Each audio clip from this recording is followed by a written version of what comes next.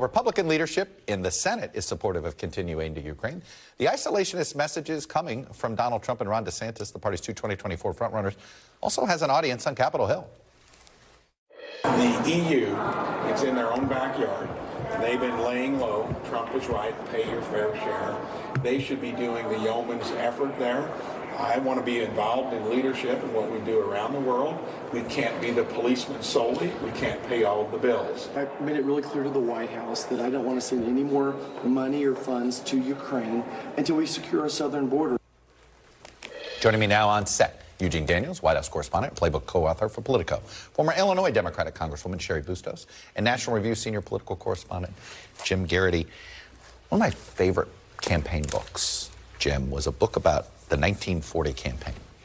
And it was this fight inside the Republican Party that was deciding whether to be, you know, how should we be going into World War II or should we be leaning against it? Are we in that moment again in the Republican Party? Well, the first thought is that I'm hoping by the time there's primary voting in January of next year, by the time there's a general election in November, I'm hoping the situation in Ukraine looks different. And I'm hoping that Ukraine has gained a lot of ground and that there's been this great spring offensive that's coming. I don't know if the war is necessarily going to be over. And what Ron DeSantis offered this week was an answer that was tailor-made for the Tucker Carlson audience. Yeah. That was what they wanted to hear. And if your only purpose is to beat Donald Trump in this primary, you got to feel like you got to peel away 10, 20, 30% of the current Trump supporters. Yeah. That makes sense.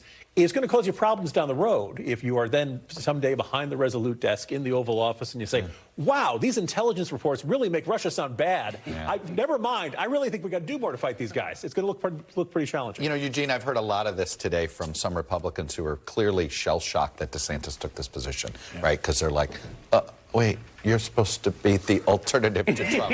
And they're like, well, I mean, it's sort of like Marco Rubio.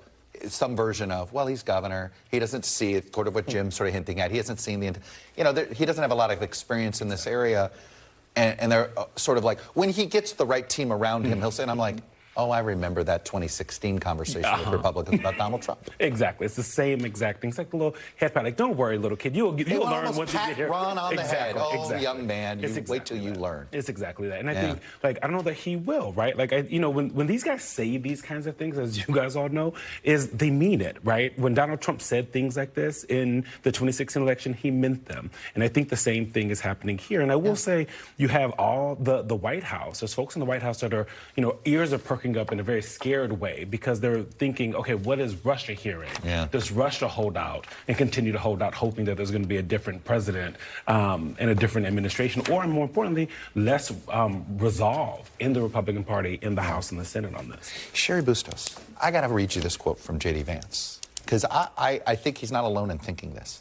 This is what he said about all this. He goes, a big part of the Russia hawkishness from the left is bloodlust over 2016. They still blame Vladimir Putin for Donald Trump.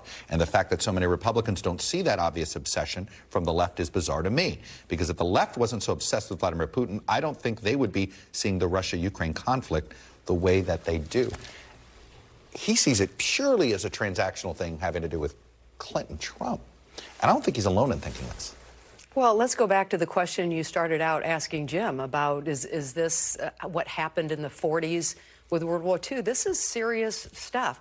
We view, the Democrats view Vladimir Putin as a threat. The fact that we now have not just Ron DeSantis and Donald Trump, but other Republicans joining in, thinking it's okay to not support Ukraine and democracy. I mean, like, just interchange the words Ukraine and democracy. This is a war in Europe, and the fact that we're in is because they are a democracy, and you've got Vladimir Putin in Russia trying to take them over. You know, Jim, where this doesn't make a lot of policy sense is he wants to be hawkish on China, but dovish on Russia. All right, there are some folks who would argue, how do you square it? Yeah, no, there are some folks who would say if you commit too many resources, if you commit too much artillery, long-range weapons, all that kind of stuff to Ukraine, you're leaving fewer that are there for, if God forbid, you know, China invades Taiwan. I do notice in that J.D. Vance argument, he's basically saying Democrats are looking at this entirely through the lens of the 2016 election. And in the process, he too is thinking about the 2016 election. That's all he's still viewing it through. Right? Now, here's the thing. To me, if you're a hawkish Republican, you can take a shot at Democrats about, you know, the 80s call. They want their foreign policy back from the 2012. Democrats earned that, you know, that little kick to the crotch. Having said that, in the here and now, Russia is invading, and the question is, what do you, J.D. Vance, Senator from Ohio, what do you want to do about it? At what level of support? And I'm really infuriated by this, well, no blank check. Nothing is ever a blank check. All right, we all agree the support should not be infinite. Okay, we've drawn that deal. By the way, it's obviously no F-16s, no a lot of things. Right. It hasn't been infinite. So what's the number? What is too much? And by the way, does that number change based on what you're seeing on the ground? And I guess, Eugene, does that mean, does this fit into a Joe Biden message or not? You know, it's not like, look, the fact is, we were talking about this at our morning meeting. There's never a downside being anti-war. Right. Whether you're on the left or the right, eventually the public wears out over wars. Right? It was Barack Obama. People in 2002 probably told him, hey, man, I don't know if that's a good place to be on the war. Suddenly, it was a great place to be on the war. John Kerry couldn't ever figure out John Kerry voted for the Iraq war wrong twice. You know, as far as the American public's concerned. So what does the Biden White House do with this? Yeah, I mean, the difference is those wars had American troops involved, right? Yeah. This is a little bit different. But I think they see this, and they're going to continue to see this, is that this is about democracy versus autocracy. That is something that Joe Biden has talked about a lot and is not going to stop doing. They feel like the midterms was won on a conversation and a message on democracy, abortion, freedom, those kinds of things. So they're going to keep doing that.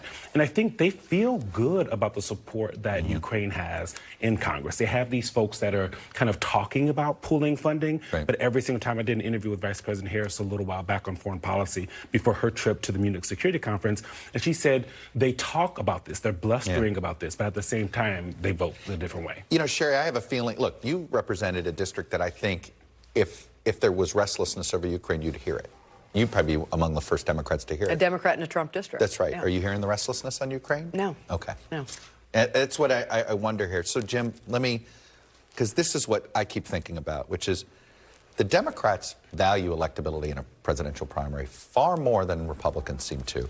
Look at this CNN poll. Republican voters, more important to nominate a candidate who shares my position on major issues, 59%, has a strong chance to defeat President Biden, 41%.